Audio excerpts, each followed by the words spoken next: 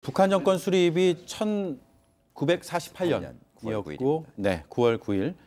그리고 북한과 정전 협정을 맺은 게 1953년. 그래서 70년 혹은 65년 만에 이제 북미 간의 정상회담이 역사적으로 이루어졌다 이렇게 표현하고 있는데 두 분이 아쉬움을 공통적으로 말씀을 하셨습니다.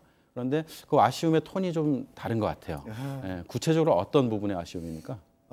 저는 이제 어제 아침만 해도 방송에서 이제 대담하면서 CVID가 참 되면 좋겠지만 CVID까지는 아니고 CV까지 정도는 최소한 될 것이다. CV. 그러니까 그 다른 전문가하고 저하고의 견해차는 완전하고 검증 가능한 그리고 돌이킬 수 없는 비핵화냐 아니면 완전하고 검증 가능한 비핵화냐 여기서 이제 서로 의견이 갈렸는데 거꾸로 더 후퇴해서 그냥 C에서 끝났어요.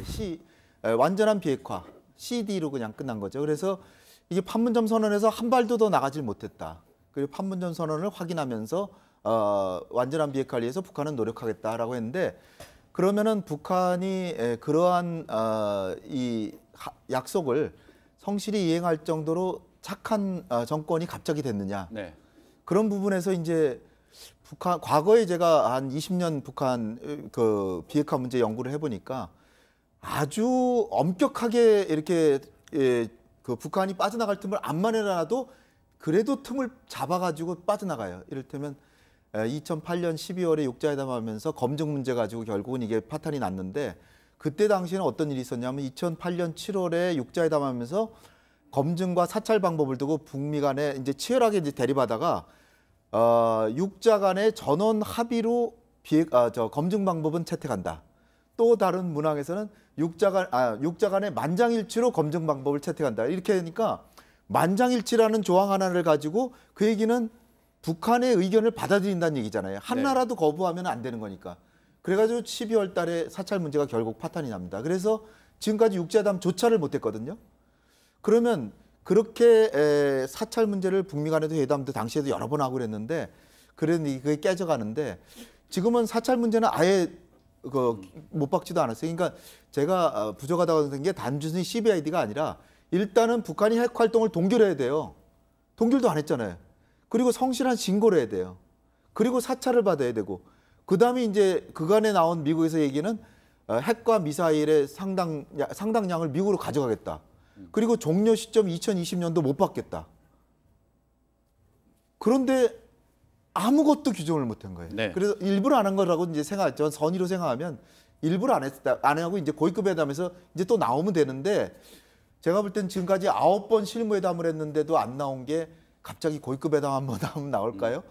그래서 상당히 좀 이렇게 좋은 기회를 왜 이렇게 쉽게 흘려보내나.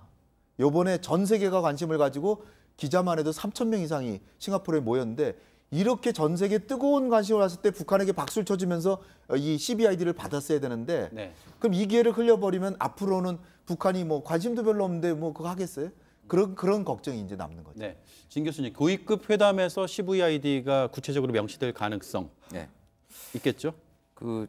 홍 박사님 말씀을 상당 부분 동의하면서도 우리가 한번 좀 구분해야 될 게 있는 게 신고라든가 사찰이라든가 이걸 미국이 해야 되느냐 국제사회가 해야 되느냐 이제 그 문제 그것까지 이제 말씀을 안 해주신 것 같은데 이건 미국이 해야 될 당사자는 아니잖아요. 이제 그거에 대해서 미국은 확인하거나 즉 북한의 비핵화는 미국만을 위해서 하는 것이 아니라 세계의 질서와 평화를 위해서 해야 되는 거기 때문에 국제 원자력 기구가 나서서 해야 되는 부분이 있어서 합의문에는 어떤 식으로 담길지는 아마 그건 좀 기술적인 문제가 있을 것 같고요.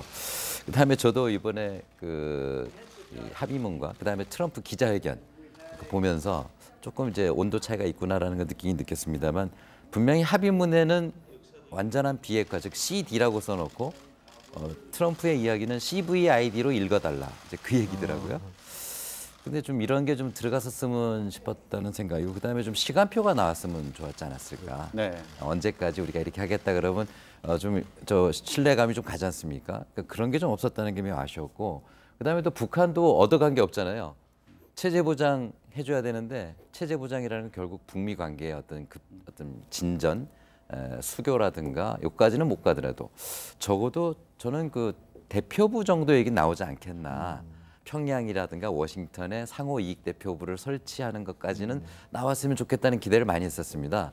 왜냐하면 우리도 지난 4.27 그 판문점 합의에서 연락 그 사무소를 개성에다가 두기로 했지 않습니까? 이게 갖는 의미가 굉장히 큰 것이 북한하고 상시적으로 우리 정부가 대화를 할 수 있다라는 이런 것들은 그 남북의 안전 관리 요소에 매우 필요하듯이 북미 간에도 그런 좀 대표부 정도 나왔으면 하는 그런 바람을 했는데 그런 점도 없었어요. 그래서 앞으로 그 장관급 회담을 하게 되면 어떤 그 변화가 분명히 나오긴 나올 텐데 네. 이 장관급 회담도 지금 굉장히 재미있게 구성이 되어 있는 게 미국 측은 그 국무장관 이름이 딱 정확히 거명되는데 북한은 그냥 고위국관리라고 돼 있어요. 네. 그래서 이걸 보면 그동안은 김영철 통전부 부장이 그 정보기관 차원에서 그동안 이 문제를 다뤄왔다면 폼페오도 CIA 국장 출신이잖아요.